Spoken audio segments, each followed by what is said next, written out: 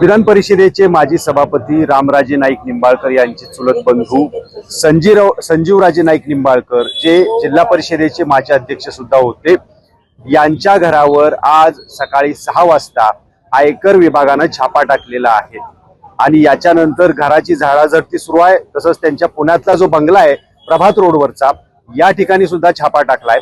मात्र यानंतर या ठिकाणी कार्यकर्ते संतप्त झालेले पाहायला मिळत आहेत। त्यांच्या घरासमोर ठिय्या आंदोलन सुद्धा कार्यकर्त्यांनी केल्याचं चित्र आपल्याला पाहायला मिळालं। कार्यकर्त्यांचं म्हणणं याबद्दलचं काय आहे? हा राजकीय कुठला डावपेच आहे का किंवा राजकीय याच्यातून हे झालंय का? कार्यकर्ते नक्की काय म्हणतायत हे सुद्धा आपण पाहून आणि जाणून यांच्याकडून घेणार आहोत। काय सांगाल, तो छापा टाकण्यात आलाय तो तुम्ही याच्याकडे कसं पाहता? माझं आपला जो चॅनल आहे न्यूज इंडिया, याला माझे हात जोडून विनंती, मला एका प्रश्नाचं उत्तर आपल्या माध्यमातून संपूर्ण देशवासियांना विचारायचं की ज्यावेळेस 1947 साली आपला देश स्वतंत्र झाला त्यावेळेस देश चालवायला पैसे नव्हते लोकांच्याकडे, आपल्या देशाकडे नव्हते।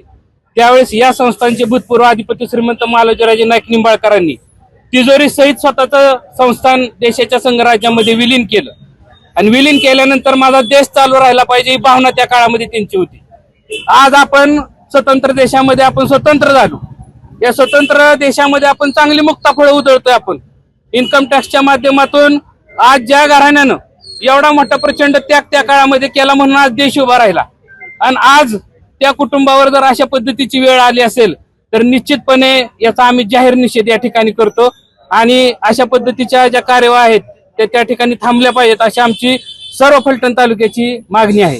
मात्र या ठिकाणी एक चर्चा सुप्त मला पाहायला मिळाली की राजकीय याच्यातून घडलेलं आहे। काय आपल्याला वाटतं याबद्दल? आमचा राजकीय विषय कुठलाही आम्ही त्याविषयी बोलू शकत नाही, परंतु निश्चितपणे मला एका प्रश्नाचं उत्तर आपल्या माध्यमातून संपूर्ण महाराष्ट्राच्या जनतेला मला विचारायचंय की उद्या देशावरती महाराष्ट्रावरती जर कुठला प्रसंग आला, मध्यंतरी कोरोनाचा प्रसंग आला तर श्रीमंत रामराजे नाईक निंबाळकर ठामपणे त्या ठिकाणी उभे राहिले होते। लोकांना श्वास घ्यायला श्वास नव्हता, ऑक्सिजन नव्हता, म्हणून स्वतः त्यांनी ऑक्सिजनची निर्मिती केली। देशावरती ज्या वेळेस राज्यावरती संकट आले त्यावेळेस हे घरदार उभा राहिलेले, स्वतःच्या मुलाबाळासकट उभा राहिलेले, आणि म्हणून कुठलाही राजकीय आकस वगैरे ह्याच्याकडे आम्ही न जाता या संबंधीची माहिती संपूर्ण इन्कम टॅक्सने घेतली पाहिजे की जी लोक देशासाठी त्याग करतात त्यांच्यावर जर तुम्ही ही वेळ आणत असाल तर तुम्ही सर्वसामान्यांना जगून देणार नाही असं आम्हाला वाटतं। तुमचं काय म्हणणं आहे या सगळ्या प्रकरणावर? कारण तुम्ही सकाळपासून या ठिकाणी पाहायला काय माहिती का, जे चांगली माणसं आहेत तालुक्यात, रामराजे घ्या, बाबा घ्या, तुमचे रघुनाथ राजे, हे सगळे ऑल फॅमिली, त्यांचं राजकारण सरळ आहे, कुठले दोन नंबर धंदे वगैरे काही नाही। फक्त राजकारणातून दुसऱ्या बाजूला गेल्यामुळं विधानसभेला शरद पवार गटाकडे गेल्यामुळे हा त्याचा बदला घ्यायसाठी हा प्रयत्न आहे। म्हणजे आपल्याला म्हणायचं राजकीय आकाशातून हे घडलेलं असं? हो, सरळच आहे, दुसरं काय कारण त्यांच्याकडे काय 2 नंबर नाही, दारू धंदे नाही, कुठले नाही, काय नाही, फक्त दूध संघ आणि एवढं, बाकी दुसरं काही नाही। शैक्षणिक संस्था एवढंच आहे आणि पूर्वीपासून आहे, महाराजांच्या काळापासून आतापर्यंत आहे। फक्त हे लोकांना बघवलं नाही म्हणून यासाठी यांनी राजकारण यांना कच्ची करायसाठी हा उद्योग यांनी केला, बाकी दुसरं काही नाही। एकूणच इथल्या कार्यकर्त्यांच्या, फलटणकरांच्या आपण सगळ्या प्रतिक्रिया पाहिल्या।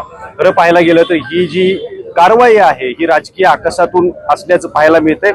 सगळ्यात महत्वाचं म्हणजे रामराजे नाईक निंबाळकर असतील, यांचं घराणं असेल किंवा संजीवराजे नाईक निंबाळकर असतील, हे लोकांसाठी झटलेले, कोणतेही यांचे 2 नंबरचे धंदे नाहीत।